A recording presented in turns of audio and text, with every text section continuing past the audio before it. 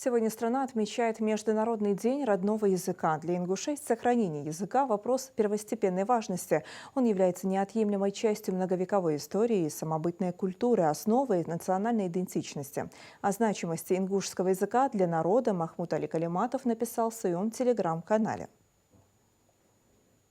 Сегодня Международный день родного языка. Общеизвестно, что родной язык является основой любой нации. Особенно актуально это для малочисленных народов. К сожалению, ингушский язык сегодня находится на грани исчезновения. Стремительно сокращается количество людей, кто на бытовом уровне могут общаться и читать на родном языке. А ведь это две базовые основы, которые укрепляют и развивают язык. Радует, что среди молодежи появилось много энтузиастов. Они создают и реализуют проекты, направленные на популяризацию ингушского языка. Уже создано электронное приложение на ингушском языке, существует ингушская Википедия и осуществляются переводы популярных мультфильмов на ингушский язык и многое другое. Глядя на настрой нашей творческой молодежи, появляется уверенность, что наш язык, наша национальная самобытность будут сохранены и переданы последующим поколениям. Поздравляю всех с Международным днем родного языка. Далдия албол балгаймот. Дукучвейт ихленыш, пейди эцеш, бя эзр шарышк бахалбас. Амин.